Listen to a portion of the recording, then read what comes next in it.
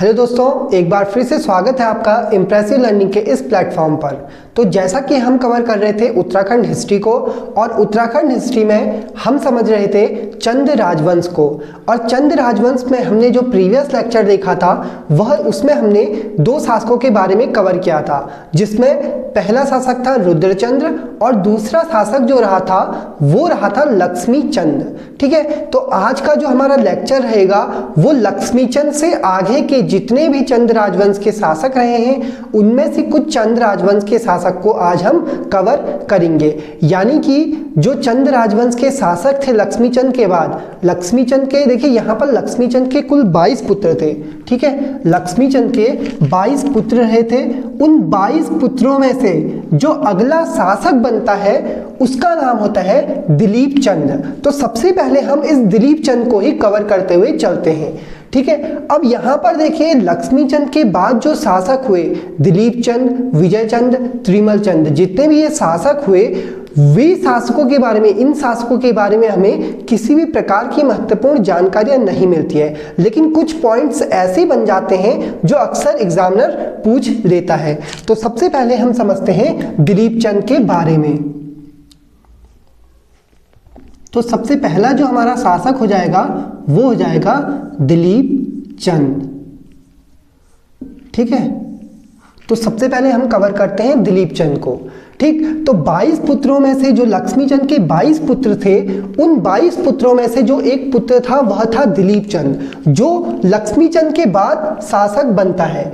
अब देखिए लक्ष्मीचंद की मृत्यु हो गई थी 1622 ईस्वी में। तो 1622 ईस्वी में जब लक्ष्मीचंद की मृत्यु हो गई थी तो उसी के पश्चात 1622 में जो अगला शासक बनता है वो होता है दिलीप चंद। और यह जो दिलीप चंद था उसने 1622 ईस्वी से 1624 ईस्वी तक शासन करा। तो 1622 ईस्वी से 1624 ईस्वी तक जो शासक रहता है, जो चंद राजवंश की सत्ता रहती है, वो इस दिलीप चंद के हाथों में आ जाती है। अब देखिए यहाँ पर जो दिलीप चंद था उसने सिर्फ 2 वर्षों तक शासन किया। कितने वर्षों तक? सिर्फ 2 वर्षों तक,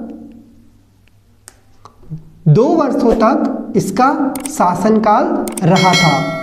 तो 2 वर्षों तक जो शासक रहता है वो रहता है दिलीप चंद। अब देखिए यह जो दिलीप चंद था, मैंने आपको पहले ही बताया कि जो लक्ष्मीचंद के बाद जितने भी शासक रहे उनके बारे में ऐसी कोई भी पॉइंट्स नहीं बनते हैं, लेकिन यहाँ पर जो दिलीप चंद था उसकी मृत्यु के बारे में पूछ लेता है। यानी कि पूछ लेता है कि टीबी रोग के कारण किस शासक की या फिर किस चंद राजवंश के शासक की मृत्यु हुई थी।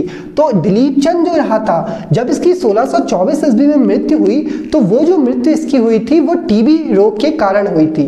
तो दिलीप चंद की मृत्यु का कारण था टीबी रोग। ठीक है, तो टीबी रोग के कारण किस चंद राजवंश के शासक की मृत्यु हुई? टीबी रोग के कारण हुई थी दिलीप चंद की मृत्यु। ठीक है, अब जब 1624 ईस्वी में इसकी मृत्यु हो जाती है तो चंद राजवंश का एक अगला शासक बनता है जिसका नाम था विजय चंद। तो अब हम समझते हैं विजय चंद को। देखिए 1624 ईस्वी में अगला जो शासक रहा वो रहा विजय चंद। तो विजय चंद के यहां पर विजय चंद। ठीक है, तो आप समझते हैं विजय चंद के बारे में। तो चंद राजवंश का जो 48वां शासक था, जो 48वां शासक था वो था विजय चंद।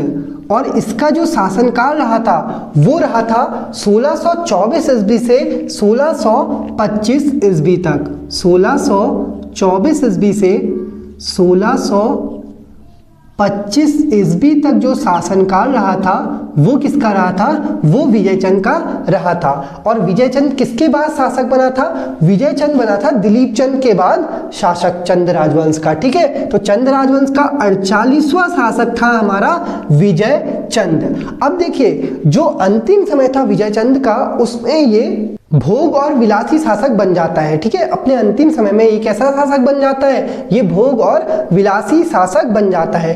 देखिए 1 वर्ष का ही शासनकाल रहा था। ऐसा क्यों हुआ इसको भी अभी हम आगे कवर करते हैं। देखिए अंतिम समय में भोग और विलासी शासक बन गया तो होता क्या है, जनता क्या कर देती है, जनता विद्रोह कर देती है इसके सम्मुख। ठीक है, जब विजयचंद शासन कर रहा था तो उसी समय क्या हो जाता है, जनता का विद्रोह हो जाता है। ठीक है, तो जनता का विद्रोह यहां पर शुरू हो जाता है।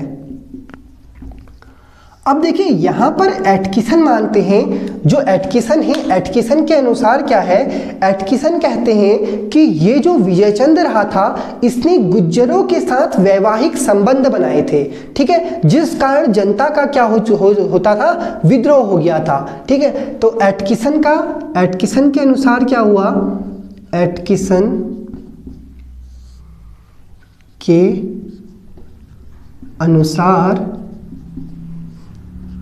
विजयचंद ने गुज्जरों के साथ वैवाहिक संबंध बनाए थे। ठीक है, किसके साथ, गुज्जरों के साथ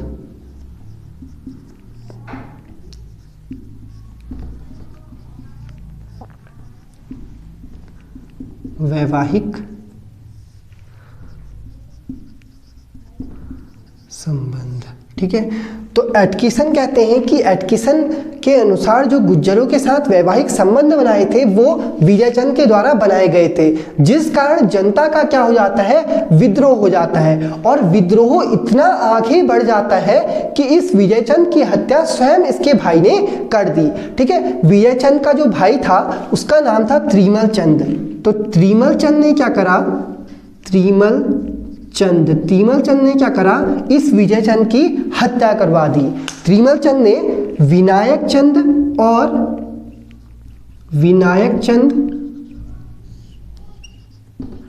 और सुखराम कार्की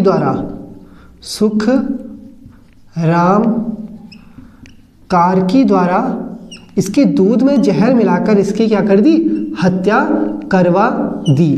तो अब अगला जो शासक बनता है, जो विजयचंद के बाद, विजयचंद की हत्या करने के बाद जो अगला शासक चंद राजवंश का बनता है वह होता है त्रिमल चंद। तो अब हम कवर करते हैं इस त्रिमल चंद को।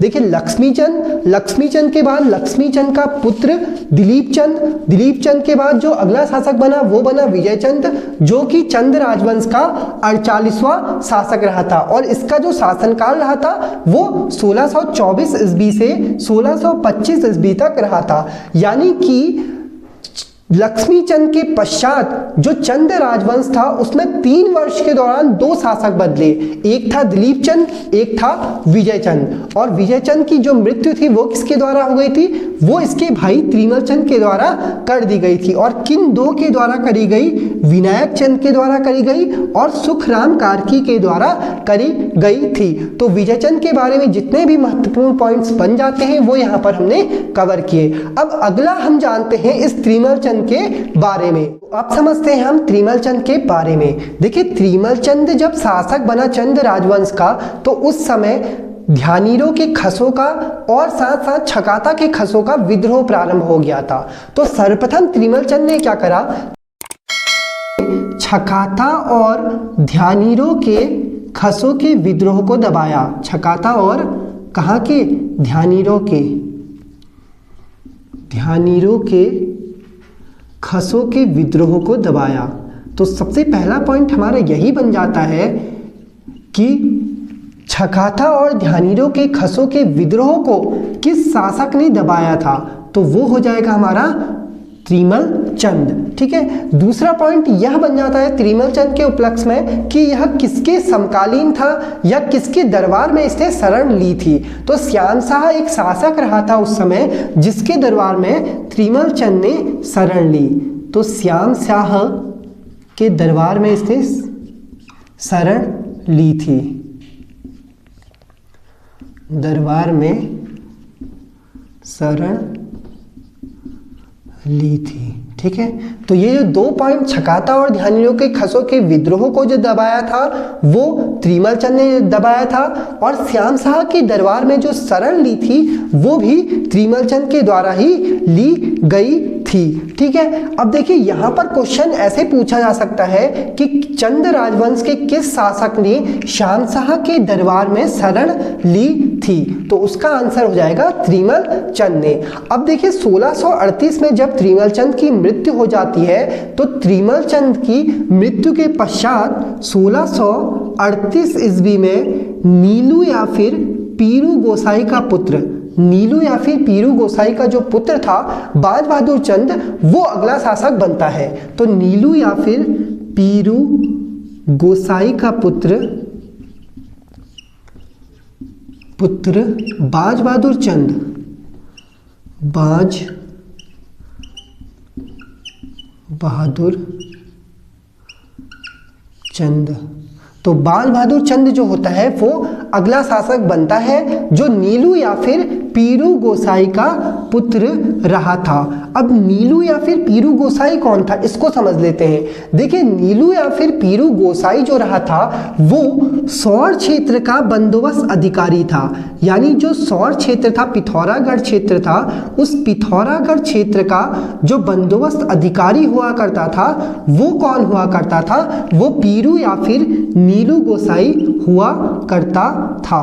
ठीक है, जिसका पुत्र बाज बहादुर चंद था और वही बाज बहादुर चंद राजवंश का अगला शासक बनता है। अब देखिए जिस समय बाज बहादुर चंद राजवंश का अगला शासक बनता है, ठीक उसी समय जो दिल्ली सल्तनत था वो किसके अधीन था, वो शाहजहां के अधीन था। तो दिल्ली सल्तनत पर जो शासन कर रहा था वो शाहजहां था, तो ये किसके समकालीन था, तो बाज बहादुर चंद जो शासक रहा था वो शाहजहां के समकालीन रहा था। और जब ये सर्वप्रथम शासक बनता है तो सर्वप्रथम ये शाहजहां के दरबार में कुछ भेंट लेकर जाता है। अब देखिए यहाँ पर भेंट का जो सबसे बड़ा कारण था उस समय वो था तराई का क्षेत्र। ठीक है, तराई के क्षेत्र में उस समय क्या हुआ था, कटिहार के हिंदुओं ने राज कर रखा था और लक्ष्मीचंद से पहले, लक्ष्मीचंद की मृत्यु से पहले जो तराई का क्षेत्र था वो चंद राजवंशों के अधीन हुआ करता था। चंद राजवंशों के अधीन से वो क्षेत्र किसके पास आ गया, कटिहार के हिंदुओं के पास आ गया। और तराई का जो क्षेत्र था, तराई का क्षेत्र एक ऐसा क्षेत्र था जहां से चंद राजवंशों की लाखों की आय हुआ करती थी। तो उसी लाखों की आय को वापस लेने के लिए सर्वप्रथम ये बाज बहादुर चंद शाहजहां के दरबार में जाता है, जिसके पश्चात इसे तराई वाला क्षेत्र भी वापस मिल जाता है। तो इस बाज बहादुर चंद को हम अपने अगले लेक्चर में अच्छी तरह से कवर करेंगे। तो आज के लेक्चर में हमने लक्ष्मीचंद के बाद के जितने भी 3 शासक रहे थे, जिनमें दिलीप चंद था, त्रिमल चंद था और विजय चंद था, इन तीनों ही शासकों को कवर कर लिया है। नेक्स्ट लेक्चर में हम बाज बहादुर चंद को कवर करेंगे। तो अगर आपको हमारी आज की वीडियो पसंद आई हो तो वीडियो को लाइक करें। Thanks for watching.